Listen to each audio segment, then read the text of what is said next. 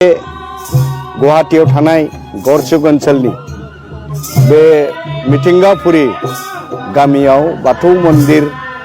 बेवहाय खुंफुंनाय 19थि बोसोरसालिया जथुमानि बाथौ साननि गेट बेखेवनाय हाबाफारिखौ आंनो होदों। आं बेवहाय माननि आलासिसो खावलायजादोंमोनब्लाबो गेट बेखेवग्रा आलासिया नुजाफैनो हायैयाव आं बे खामानिखौ मावफुंना होदों आरो बेवहाय आं गोजोननाय मोनदों जे जोंनि ओनसोलनि बे ओनसोलनि बाथौ सिबियारिफ्रा जेरैबायदि आदर्शबान देखायदों बे जोंनि थाखाय बाख्नायथाव। इयुनाव आं मिजिंथिबावो ब्रह्म धोरोम आफादनि जि थांखि बे थांखिया बाथौ धर्मखौबो जोङो अराय सम सिबिलांनाय बर' हिसाबै बे जोंनिफ्राय बे थागोन आरो बेवहाय जोंहा बुंनांगौ जेबो थाया। बाथौआ बर'नि अरिजिन आरो बाथौआ गोदो गोदायनिफ्राय सिबिनाय हिसाबै बे नेचारनि सायाव मिथिंगानि सायाव सोनारनाय हिसाबै बिनि सिबिनाया दिनैसिम दंबाय थायो आरो इयुनावबो थागोन। बर' जाथिया जेसेबां थागोन बे धोरोमा बेसेबां थागोन। नाथाय बिनि रिफर्मेशनखौ नांगोन। जेराव गाज्रि हुदा दङ बे हुदाफोरखौ फोसाबनांगोन। समाजाव थानाय माखासे हुदा गाज्रि हुदाफोरखौ फोसाबनानै मोजांनिफ्राय मोजांसिन खालामनाया बे धर्मनि थांखि होननानै आं फोथायो आरो आं खावलायो। आं दिनैनि बे बेलायाव बेखौनो बुंनो सानोदि बर'आ हारि हिसाबै दिनैनि दिनखौ बे बोसोरनि मागो दाननि नैथि मंगलबारखौ बाथौ सान हिसाबै गभर्नमेन्टजों बा सोरखारजों मोनसे गनायथि बन्द मोनबाय आरो बे बर' हारिनि मोनसे धोरोम होननानै गनायथि मोनबाय। बेखौ जोङो गिबियावनो बाख्नायग्रोनांगोन आसाम सरकारखौ। बेजों लोगोसे आं बुंनो सानबावो दिनैनि बे गोथार बाथौ सानाव जों ब्रह्म धोरोमनिफ्राय जोङो वेलकाम खालामनानै जोंबो लुबैदों जे बाथौ धर्मआ आदर्शबादि जानांगौ आरो मोजाङै मोजां फालिनानै गावनि न' बांनि गासै गथ' गथायखौ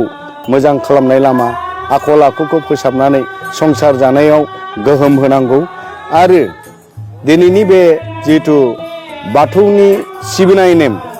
गुबुन गुबुन नेम गैयालासिनो मोनसेल' थख' नेमजों खालामनो नाजायोबा बे मोजां जागोन होननानै आं आसा खालामो आरो गासै बाथौ गुथुंखौ आं खावलायो मुलुगाव सान्थिनि थाखाय जेब्लाबो खामानि मावनांगौ आरो बयखौबो आध्यात्मिक गियानखौ होनानै समाजनि फुंखा हिसाबै गोबां जोंनि गेजेरनिफ्राय बर'नि गेजेरनिफ्राय जोङो सुबुं फुंखा हिसाबै बहननो एबा दिहुननो सोरजिनो नाजानांगौ बेखौबो आं खावलायो। सिगां आङो निउस लानायनि थाखाय नोंथांनिसिम खुलुमनाय थाबाय। जोङो दिनै नैबे गोथार नैथि मंगलबाराव दिनैसिम जोंनि बाथौ धोरोम फालिनाया 19थि मायथाइ जाबाय। दा बेवहाय जोङो धोरोमखौ लानानै जोंनि गामिनि गथ' गथाय बिसि फिसा बयबो ज'यै मोजाङै बोरै संसार जालांनो हागोन बे संसार जानायनि लामाखौ जों अरायबो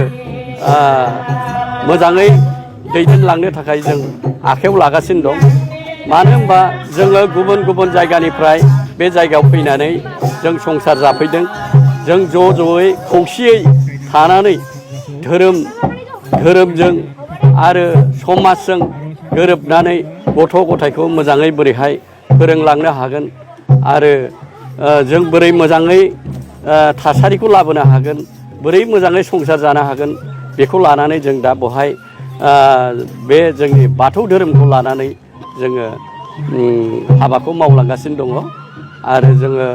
जिखुनु फोरबोआवनो जों बाथौखौ जों सिबिबाय थायो आरो जोङो जोंनि जिहेथु जोङो सरखारि हायाव दङ बे सरखारि हानिफ्राय जों बोरै माने सरकारनिफ्राय पाट्टा मोननानै जों बोरै मोजाङै संसार जानो हागोन बेखौबो जोङो खायदा खालामगासिनो दङ सरकारनाव आर'ज बिलाइ होदों आरो बिदिनो